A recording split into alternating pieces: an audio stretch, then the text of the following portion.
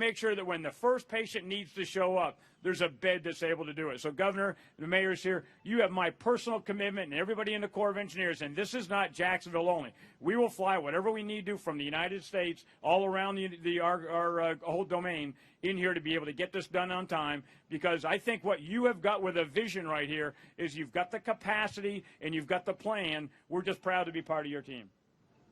I think with that, I'm going to pass over to Miami-Dade County Mayor. Thank you, General. Appreciate it. And Governor, thank you. Thank you for all the support you've given us here in Miami-Dade County. And this is a great example of the cooperation between the federal, state, county, municipal governments. What's being constructed here is a 450-bed facility, temporary hospital that we hope never to use. But we have to have it just in case that we do need it. It will be here for our residents. And again, I can't stress enough my gratitude to you, Governor DeSantis, for all the support you've given us here in Miami-Dade County. Again, I can't express my gratitude enough, General Simonite, again for what you're doing, and Mayor Gelber, thank you for allowing us to use your facility. The state called us, actually the Army Corps called us and said, do you have a 500,000 square foot facility somewhere in Miami-Dade County? Yeah, we do, actually, but there's only one 500,000 square foot facility that we know of, and that's in the city of Miami Beach, and that's the convention center, and thank you for using this. And this, again, this is a facility we hope never to use, but we have to prepare for the worst. We don't know. There's a surge, supposedly, it's coming. The good news is, as the governor said, we have plenty of capacity right now in Miami-Dade County. We have plenty of hospital beds. We have plenty of ICU beds. We have plenty of ventilators for what we think is going to come. And but again, if something above what we think happens, then this facility will be great. The additional beds at Pan American Hospital are also going to be, a great backstop. And there's another 250 beds that are at the Tamiami Youth Fairgrounds that's already up and running, that could be used for the same purpose. So we have a lot of capacity. We hope we never need to use it. But again, thank you, and a great cooperation between the federal, state, local governments on this effort. I'm going to say a couple of words in Spanish. I know you're saying Spanish, por favor. Okay. Estamos aquí para anunciar una construcción de un hospital temporal en el centro de convención de Miami Beach. El hospital va a estar construido por el cuerpo de ingenieros del cuerpo del ejército de los Estados Unidos. Le tengo que dar gracias al gobernador Ron DeSantis por todo lo que ha hecho aquí por nosotros en el condado de Miami-Dade, también el general Todd Simonite, que es el general que está en cargo de este hospital, la construcción de este hospital, y también al alcalde Dan Gilbert de la ciudad de Miami Beach. Este hospital va a tener una capacidad de 450 cuartos para pacientes de COVID-19. Esperamos nunca que tenemos que usar este hospital. Tenemos suficiente capacidad ahora en el condado de Miami-Dade. Tenemos más de 3,000 cuartos vacantes, más de 300 cuartos de intensidad, ayuda intensa, también vacantes. Ventiladores, más de 700 aquí en el condado de Miami-Dade que no se están utilizando. No hemos visto ese tipo de aumento en los números de casos para causar un tipo de alarma, pero si algo sucede, algo más de lo que estamos esperando, este hospital va a estar aquí para ayudar a los residentes del condado de Miami-Dade. Tenemos 100 más que el gobernador está construyendo en el hospital, el hospital antiguo Pan American, y también tenemos otro hospital temporal que está en lo que es la feria de Tamiami. Hay un hospital ahí, 250 cuartos ahí. Así que algo que no esperamos que vamos a necesitar para usar, pero si algo sucede que necesitamos, está aquí, ya estamos preparados. Así que otra vez la gracia al gobernador Ron DeSantis por toda su ayuda, al general y también el alcalde de la ciudad de Miami Beach, Dan Gilbert, por toda la ayuda que nos ha dado para lograr este hospital. Una cosa más, este hospital, si se necesita más capacidad, también puede aumentar a ser hasta 1,000 cuartos. Así que empezamos con 450, pero esto se puede aumentar hasta 1,000. Así que eso es buena noticia también. And now I'm going to turn it over to the mayor of the city of Miami Beach, my good friend Dan Gelder. Thank you. Gracias. First, I want to acknowledge every morning my commission meets on the phone with our city manager. Some of them are here today. Commissioner Samuelin, Commissioner Gangora, Commissioner Richardson. On the phone is County Commissioner Higgins is on with us, where we're talking to our city manager, trying to coordinate what we do here. Multiple times a day, it feels like I'm either calling or texting with Mayor Jimenez as he's asking what we need and to talk about some of these issues. And I even regularly hear from our Governor DeSantis, to our little city here, and Jared also, who calls just to see what we need. So thank you for reaching out. Thank you for caring about us. And thank you for reminding everybody that we are all in this together. We're leaning into this. And it's just like these masks. You wear them to help somebody else. And when everybody wears them, everybody is elevated and healthier. So thank you. If there's a city in America not built for social distancing, you are in it. We want people to come here to dance at their weddings, to embrace on their honeymoons, to visit our beaches, our promenades like Lincoln Road and Ocean Drive, our parks. We want them to go to our venues and our bars, and we want them to come here to this convention center where they come to the biggest art show in the world and walk around together experiencing something fantastic, or to the Super Bowl experience where families and friends sit around and root for their favorite team. But things are different right now. Things are much different. And just as we have to be great at all that, we have to be great at this. Our city has adopted every CDC guideline each time it's been enacted as an emergency order. We want to lean into this. And that's why we're frankly part of this with you. And we know you're going to take over our convention center. It wasn't really a question, obviously. You need to do it. We find a way. We're resourceful. We're going to convert a convention center into a hospital in a couple weeks. That's something quite amazing. But frankly, it's for the entire community, including ours. We find a way. This is Pride Week, by the way. We would have had our Pride Festival this week. Tens of thousands of people would be on Ocean Drive and so we made some masks that reflect that. We find a way to express who we are and to lean into this. So for us, I just want you to know we are grateful that we all have this camaraderie and unity of purpose. And although I agree, we hope that this isn't going to be used. We pray that it's not used, but we've got to still plan. And so we are planning for the worst, and we're praying for the best, and we will be ready. And we couldn't be ready if all of us weren't working together, and most importantly, our residents weren't accepting the fact that this is something real, and they need to lean into all of these countermeasures and all of these actions we're doing. So I appreciate everybody who's here, but I mostly appreciate the residents who have decided that this is important enough for them to change what they do every single day to make sure that a neighbor or someone they don't know is safe. So thank you all. Great. Anyone have questions for anyone? Yeah, so we don't want the line. I mean, so social distancing is important. Some people don't have access online. Obviously, the website was having problems. We've put a lot of servers in. Sunday, I think they did 62,000. Then it started to go a little slower yesterday. So they're working on that, and they're going to continue to do it.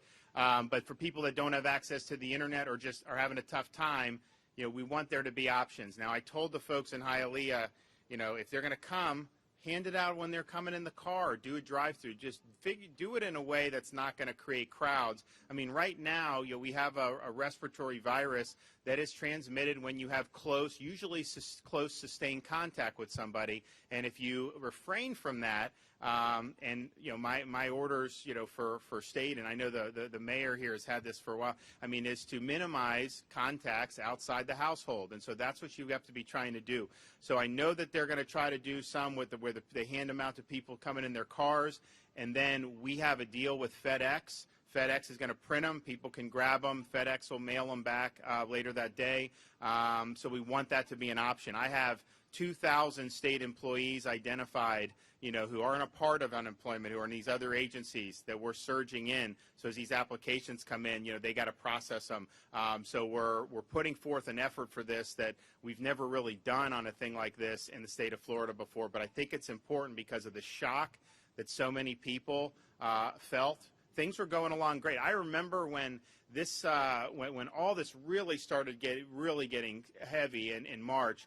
The unemployment was 2.8%. I remember looking at the report and thinking, like, man, those were the days, and that was going to change. So you have so many people that had jobs through no fault of their own. Now they're furloughed. Some have already been fired. There's other places where maybe they pay you for a little bit, but some of them aren't going to keep doing that. So I think it's really, really important for folks to be able to have access to that. So, but don't violate the social distancing. I mean, that's just what this is. What if you stick to the plan here, you're going to be able to come back to work much quicker on the back end. Governor, if I could, I need to clarify something on that question. Miami-Dade opened up 26 libraries today in order to do exactly what they did in the city of Hialeah. But we have been working for a week with the state governor, with the governor and the state of Florida on opening these sites. And so our sites are a lot different. There's 26 of them. Everybody has got to practice social distancing, and so you'll see a lot different operation from Miami-Dade County.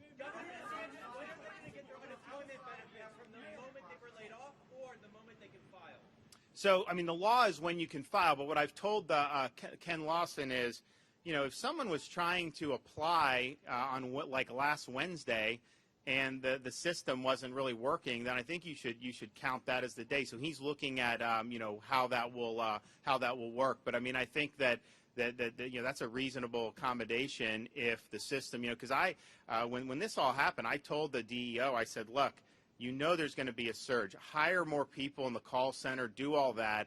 And they were like, yeah, we'll do it, but just tell people it's easier for them to go to the website. So they were telling people to go to this thing, and then it reached capacity. And so that is something that I don't think is their fault.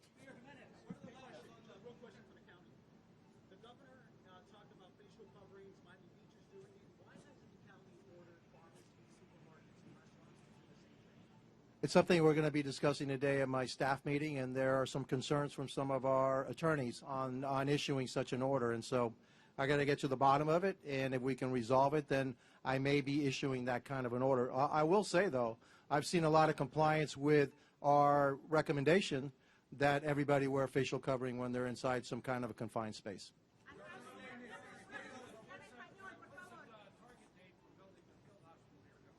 The field hospital is the one in Miami's up. So that's up, and so and then this one, we told them by April 20th, and normally that's a pretty tough schedule, but I think they're going to do it, and then and then they'll probably exceed it. So, and this is all based off. Look, these things are all being revised about when this or when that. I mean, so what we basically said is, look, we're going to plan for kind of the worst case, do that, but I mean, if you look at how the cases have been going and the new hospitalizations, clearly there's capacity right now to handle what's happening. So absent a major change, capacity's there. We don't know what kind of change will be. We don't know, so that's why they're doing it. So that'll be there, and that basically, I think, coincides with, when people think, well, some of these things think Florida may hit the peak. You hear different things, but I just think we need to be ready, and that's what this will do.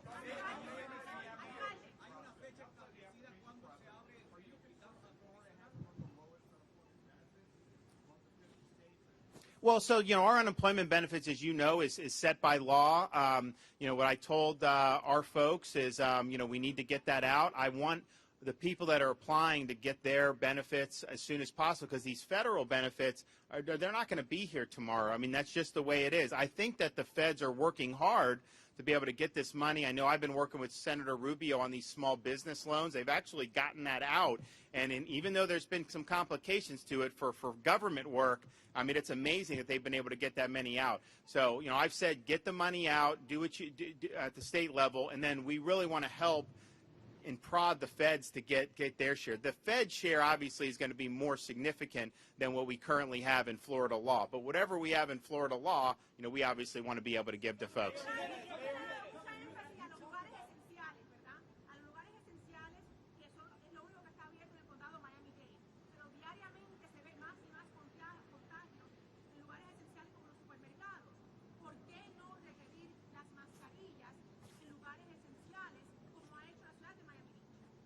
Porque hay alguna preocupación sobre esos, de los abogados del condado me han dicho que están preocupados por un tipo de orden.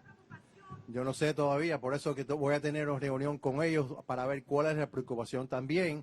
¿Hay suficientes máscaras o no hay suficientes máscaras? Así que si tú das una orden, tienes que dar una orden que todo el mundo pueda cumplir. Y sabemos que hay muchas máscaras que no hay no hay suficientes máscaras para todas las cosas que deseamos. Let me just before I'll take it, but let me just make a point, because we were talking with both the mayors, and I've been talking with other folks throughout the state and actually people in the White House about, okay, yeah, obviously we've got to get through this, but we'd be foolish not to plan and say what does it look like, you know, once we think that the cases are declining in terms of how we interact and how the economy works. And it seems to me that standing here today, we have a huge array of options compared to where we were just 3 or 4 weeks ago in terms of, for example, you go back 4 weeks, I mean, it was hard to find even a swab to test somebody for this. Now we have this 5-minute test that's available. And so you look at how Florida, I mean, we've had some of the areas that have been more hot spots, I think, have been connected to cruise ships. Obviously, we have people coming from all over the world all the time. I would like to see these rapid tests integrated with some of the international travel. You know, if you're coming from like a Brazil or coming from these other places, you know, it would be good to have those tests available and done so that as people come to Florida, you know, we know that people aren't necessarily carrying the virus. I mean, we're going through a lot here. You know, Miami's gone through a lot here. Other parts of Florida have gone through a lot here. We've had a lot of dislocation economically. We're trying to mitigate that, and we're going to try to bounce back from it. But, you know, to go through all that and then just have people coming internationally or even domestically and seeding it all over again, I think is a problem. And so I think we need to be thinking, I'm going to talk to the president about this, when you're talking about some of the, because the fact of the matter is, airplanes are what brought the virus to the United States. And so we got to think smart about this, but I think we want to have people be able to function as a society, but I think there's ways that we can now do that much smarter, but the travel, I think, is something that we're really going to have to build in some protections for.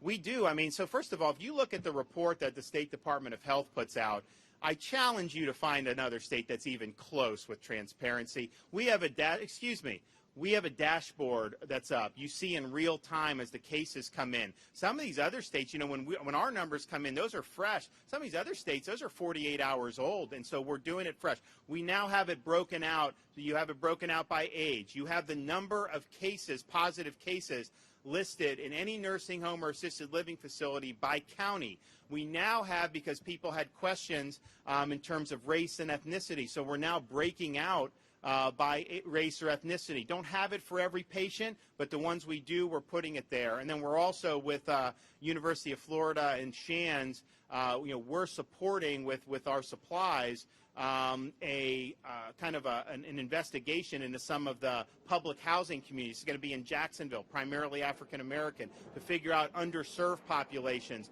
where they may be not getting what they need. Now, we have drive-through testing centers. It's open for everyone, but maybe the message hasn't. So we're looking at that. We're doing some other random testing to try to figure out how many people are asymptomatic that may have it. So we're doing a lot. All that in every daily report, the number of people, either staff or somebody who lives in assisted living, is listed by county, the numbers. Now, it's also important to keep in mind, you know, a nursing home is going to be a different environment than some of the independent living. Some of the independent living is, you know, it's like living in an apartment. People can come and go, and, you know, we've tried to do restrictions there, but actually, you know, people are going to be able to make, you know, the nursing home, you have an ability to control access. And as I mentioned with the Abbott Labs test, I've told the Department of Health, you know, I want you to harness that ability to test quickly and do these checks in some of those facilities. And so they're working on that, but I told them to deploy that as soon as possible. Mayor, you clearly mentioned that there is a projection for Miami-Dade County because you do not think that our hospital needs or hospital capacity will be exceeded. So the White House has released projections. What are the projections you have seen? Now, this is based on what I've seen. This is not about a projection. And so what I've seen yeah, because we keep tabs on that, is that this is not exponential. This is not growing exponentially. It's growing linearly. And so unless there is some exponential growth that I haven't seen, all right, then the capacity that we have in our hospitals should be sufficient. But some models show an exponential growth. So we have to prepare for the exponential growth. But what I've seen right now is a linear growth. And I haven't seen a steep linear growth. I've seen a gradual linear growth in the number of cases. There are people leaving the hospital that had COVID-19, and there's a number that's coming in. The difference, that delta, isn't a large number. It isn't like this. There's a steady growth, but not something of which I would say was alarming at this point. That could change tomorrow. But the thing, what I would say too, if you look, I mean, we have expanded testing more here than just about anywhere. There are states that have more positive test results than Florida, and we have like 3 or 4 times as many of negative test results than they do. So we're just doing a much bigger pool. Some of them have you look at Michigan, Louisiana, some of them, they just haven't tested overall. Even though they have more positives than us, they have way fewer negatives. So that is something to do. But here is kind of how we do it, because, you hear someone will report somebody saying this or some model says this. We look at the data every day throughout the day as it's coming in. So just day over day here in the state of Florida, the number of new hospitalizations for COVID-19 was net negative 44, Miami-Dade negative 30, Broward negative 2, Palm Beach negative 1, Hillsborough 4 positive, Orange negative 2, Duval positive 2. So we're looking at that and seeing how that is changing. The positive cases are important, but, Miami has gotten, there's a lot of people who have tested positive here who are not in kind of the real danger age groups. I mean, these are people who are under 55. A lot of them don't have health problems. Those are people, they're positive, they isolate. A lot of them are fine. Some other parts of the country, it's more disproportionately on some of the danger groups. And so that's another thing that you look at. But you really follow that hospitalization and see how that's moving. That's not only important for the space here and keeping the hospital situation under control, it also kind of gives us an indication of which direction we're going in the state of Florida. And then I would also just say, we have a very big, diverse state. I mean, if you look at the cases throughout the state, we have about 60% are in just the 3 southeast Florida counties, Broward, Miami-Dade, and Palm Beach. We've obviously diverted the vast majority of our resources to those 3 counties from the state because of that fact. And so, we watch those counties. And then there's other counties where, you have very, very slow linear growth. And so, again, you're looking at hospital capacity, that's something that if that trend were to continue is not going to put some of those other areas in huge jeopardy. But we watch it every day, and if we see anything that changes big time, then we obviously have contingencies for all over the state. But I think southeast Florida is really the one part of Florida that we've been most concerned about. But even with all the things we're doing, as the mayor said, we're watching what's going on in Miami-Dade, and there is still capacity here, which is good news.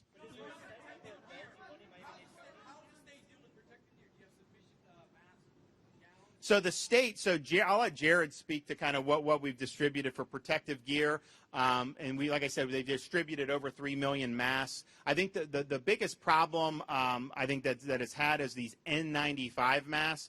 Jared ordered millions of those early March. They would be delivered, supposedly. We'd show up. They didn't go, and then this. So there's a lot of stuff on the secondary market. I've talked with the head of 3M. We're still working through that. But I think at these hospital numbers, there's a need for PPE as it surges. Most of the folks we've talked to have said, they do have what they need now for this, but we're very sensitive to the PPE. That's one of the reasons I suspended the elective surgeries. Part of it was to have more room in the hospitals, but quite frankly, given the hospital numbers, we were probably okay there. We just didn't want PPE being burned. So we've done a lot to really conserve that, and Jared's been really great in fighting for that. So you want to tell about what we've done? Sure, Governor. Thank you. The governor's laid out all the numbers that have moved out of the warehouse. We're running a 24-hour operations. All of the 67 counties have their staging areas stood up. I want to thank the general, the guards helping us run that warehouse. Just yesterday we did another 300,000 masks out of the warehouse. And so, listen, I've been well on the record of the issue with 3M and the masks. I think you saw results come out of that. The president announced yesterday 2 days ago now, that we're going to get 55 million more masks a month out of 3M over the next 3 months.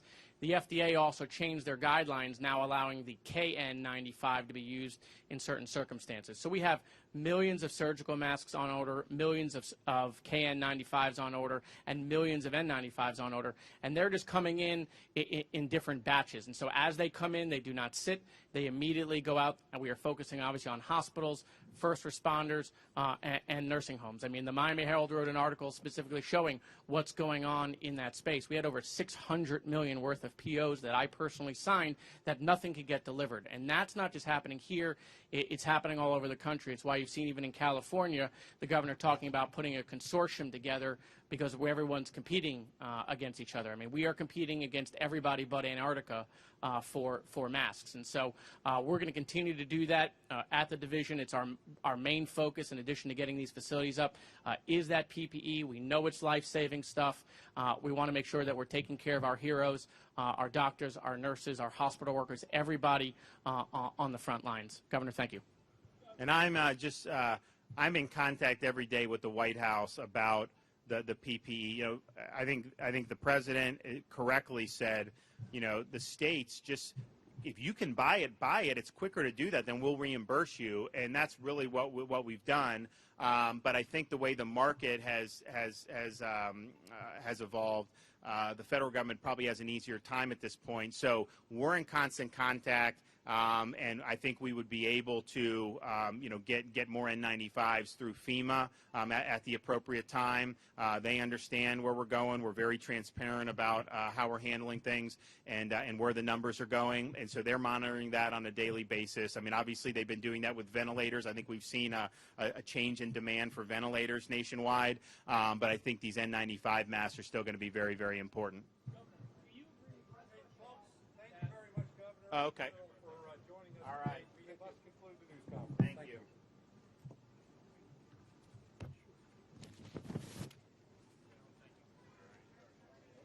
Let us know what else we can do.